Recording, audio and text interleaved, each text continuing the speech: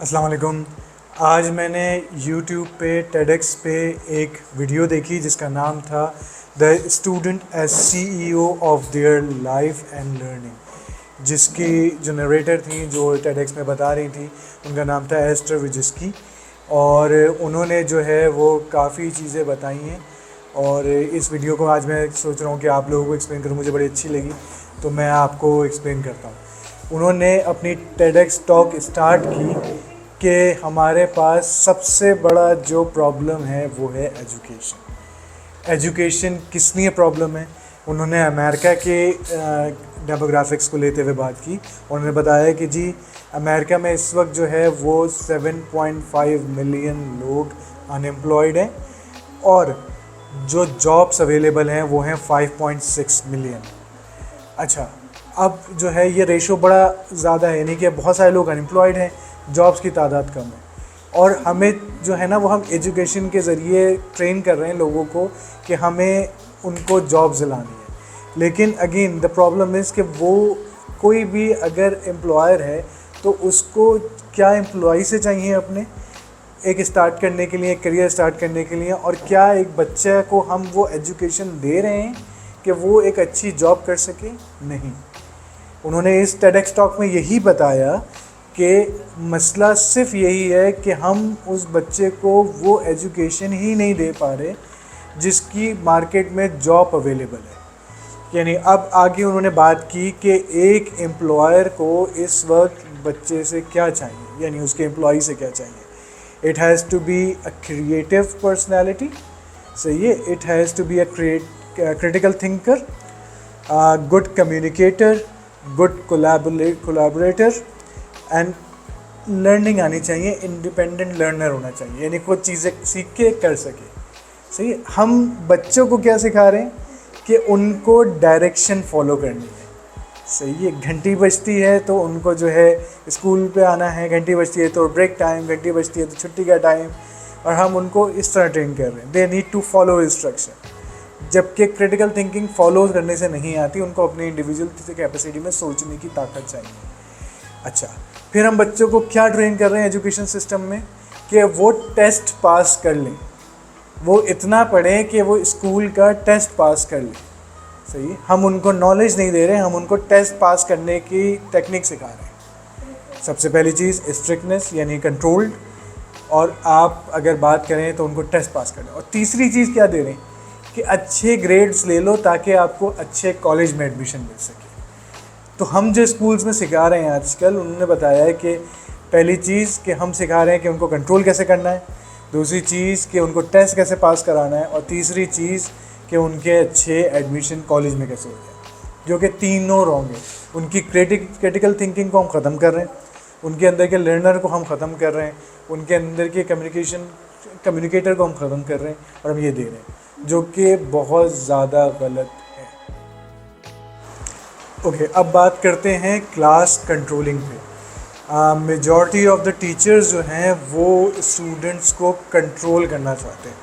इसमें जो नरेटर हैं, जो जिनकी TEDx है, वो ख़ुद कहती हैं कि वो गूगल पे गई और उन्होंने सर्च किया कि टेक्निक्स टू कंट्रोल क्लास, तो 150 मिलियन रिजल्ट्स आ गए हाउ टू कंट्रोल क्लास, लेकिन बाकी how to increase your learning उसके रिजल्ट्स नहीं आते।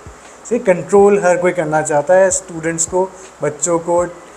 हर टीचर चाहता है कि उसके बच्चे कंट्रोल्ड रहें, ये नहीं चाहता कि वो सीखें।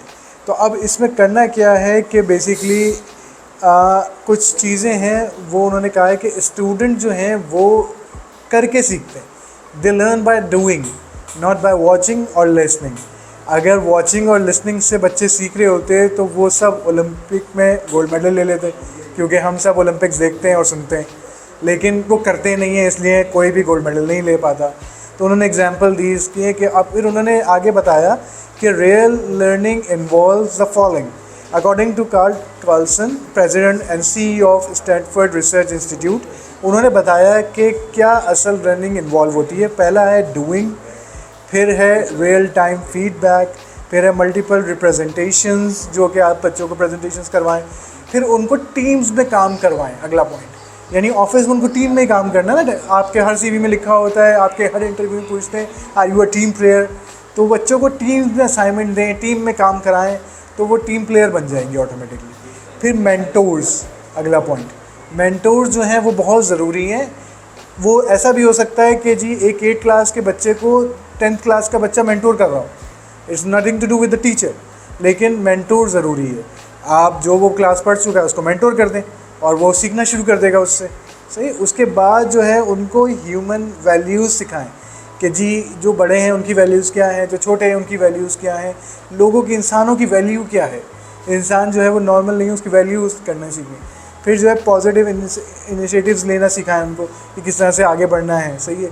फिर उनको सिखाएं बिग आइडियाज़, यानी सोचने की कैपेसिटी दें उन बच्चों को कि आइडिया कैसे सोच सकते हैं, बड़ा कितना बड़ा सोच सकते हैं। तो उनके पास इमेजिनेशन की कोई बाउंड्रीज़ नहीं होती, तो मेक श्योर कि वो बहुत बड़ा और अच्छा सोचें, सही है। उसके बाद उनको असेसमेंट दीजिए, सही है, उनको टेस्ट कीजिए इन सब चीज़ों से। तो ये कुछ फ्रेमवर्क है जो करना है। अब इसके लिए हमें करना क्या होगा? सबसे पहले तो अपने टीचर का माइंडसेट चेंज करना है। जो रिवायती एक टीचर है उसका माइंडसेट चेंज होगा। Teacher has to be a guide, not a teacher. It has to be a facilitator, not a teacher. सही, तो ये हमें समझना है कि टीचर को एक दोस्त होना है, एक मेंटोर होना है, एक गाइड होना है, एक फैसिलिटेटर होना है, टीचर नहीं होना। वो ये नहीं बोल सकता हाँ मैं टीचर हूँ, करो ये काम, डंडा मार के। उसको दोस्त बनना है उन बच्चों का। जब ये मेंटालिटी चेंज हो जाएगी ना, तो ऑटोमेटिकली जो है चीज़ें चेंज होना शुरू हो जाएंगी। 20% आप 80% उनको पढ़ाएं जैसे पढ़ाते हैं, लेकिन 20% उनको जो है उनकी लर्निंग को टाइम दें, उनके आइडियाज़ को सुनें और उनके बारे में पूछें, उनसे पूछें क्या चेंज करना चाहते हो। Create them a world leader, create them to ask them what problem do you want to solve.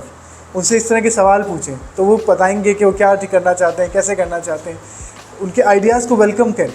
तो ये टीचर का काम है और टीचर को उनका दोस्त मेंटोर बनना पड़ेगा, टीचर से हट के, सही। तो teacher has to be a guide. अच्छा, अब उसकी एक ट्रिक पे बात कर लेते हैं जो उन्होंने बताया, TRICK, ट्रिक। तो ट्रिक शुरू होती है टी से। T stand for trust. आपके टीचर और आपके स्टूडेंट में एक ट्रस्ट डेवलप होना चाहिए, सही। तो ट्रिक का टी है वो ट्रस्ट है। सेकंड आ जाता है R, दैट इज़ रिस्पेक्ट। आपको रिस्पेक्ट बच्चे को देनी है तो बच्चा आपको रिस्पेक्ट देगा, सही है। ट्रिक का R, अगर T और R करें तो R रिस्पेक्ट है। आप जब रिस्पेक्ट देंगे तो रिस्पेक्ट आगे मिलेगी भी आपको, तो आपको पहले देना शुरू करना है। फिर I आ जाता है इंडिपेंडेंस। उस बच्चे को आज़ादी दें। जब उसको आज़ादी मिलेगी तो वो खुल के सोचेगा।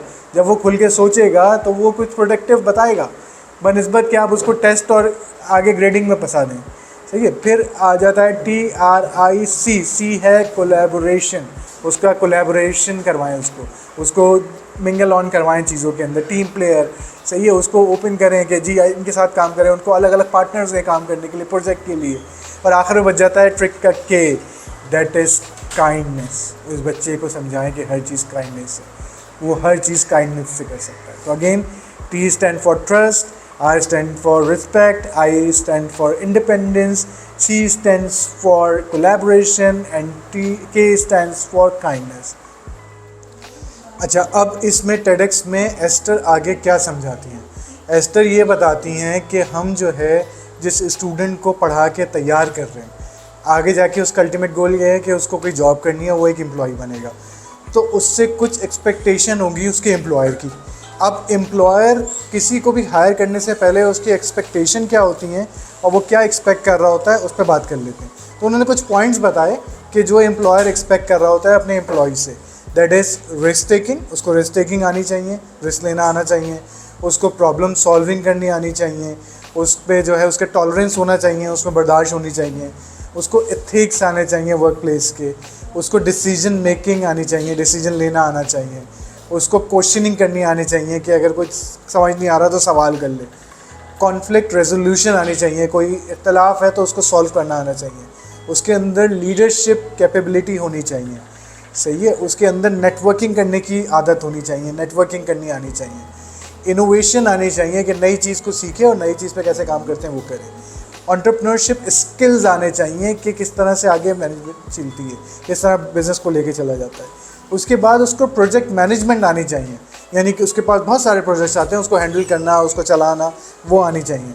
उसके बाद उसको जो है टेक्निकल स्किल्स आने चाहिए काम करने के लिए, different type of creative thinking आनी चाहिए। और आखिर में डिज़ाइन थिंकिंग आनी चाहिए। तो ये कुछ उन्होंने कॉन्सेप्ट बताए कि ये चीज़ें अगर आएंगी तो हर एम्प्लॉय को ये चाहिए एम्प्लॉई से, हर एम्प्लॉयर ये चीज़ मांगता है अपने एम्प्लॉई से, लेकिन हम स्टूडेंट्स को ये क्रिएट नहीं करते, हम ये सिखा नहीं रहे, प्रॉब्लम यहाँ आती है। अच्छा, अब उन्होंने अगली चीज़ बताई कि हमें जर्नलिज़म को एजुकेशन में इन्वॉल्व करना चाहिए। जर्नलिज़म उन्होंने क्यों बताया है कि जर्नलिज़म में जो है वो 4 C's इन्वॉल्व होते हैं, and that is collaboration, creative, critical thinking and communication. ये 4 C's जो हैं वो जर्नलिज़म में होते हैं, लेकिन अगर ये 4 C's इम्पॉर्टेंट हैं तो इनको हमें एजुकेशन में डाल देना चाहिए। तो इससे रिस्ट्रिक्ट करके सिर्फ जर्नलिज़म पे नहीं काम होगा, लेकिन जिस बच्चे को आप तैयार कर रहे हैं आगे काम करने के लिए, एम्प्लॉय एज अ जॉब पे जाने के लिए, उसमें ये सब चीज़ें आ जाएंगी चारों की चारों, and he can be a good employ in future. तो इसके बाद उन्होंने अपनी कुछ केस स्टडीज़, अपनी कुछ सक्सेस स्टोरीज शेयर की। उन्होंने बताया है कि जी मेरे कुछ स्टूडेंट्स जो हैं वो सिर्फ जर्नलिज़म पे नहीं रहे, वो जो है एक्टर्स बन गए हैं, कुछ बास्केटबॉल प्लेयर बन गए हैं, कुछ अलग अलग फील्ड्स में चले गए।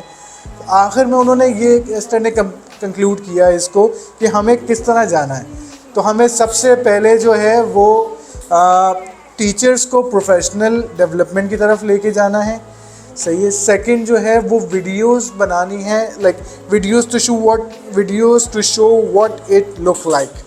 And third is but not least important, that is admission officer से डिस्कस करना है। जब आप स्टूडेंट को इनटेक करें तो उसकी मीटिंग एडमिशन ऑफिसर से ज़रूर करें, ताकि वो एडमिशन ऑफिसर से बात करके समझ तो सके कि वो कहाँ जाना चाहता है, सही है। तो ये कुछ इंपॉर्टेंट पार्ट है कि जो रेवोल्यूशन लेकर आएंगे हमारे एजुकेशन सिस्टम के अंदर। तो ये एस्टर की पूरी एक टेड टॉक्स थी जिसका नाम था the student as CEO of their life and learning. वो आपको अगर अच्छी लगी हो तो प्लीज़ शेयर और कमेंट कीजिए। कुछ समझ में नहीं आया हो तो प्लीज़ मुझे कमेंट करके ज़रूर पूछिएगा, मैं आपको ज़रूर बताऊंगा। बहुत शुक्रिया सुनने का, थैंक यू।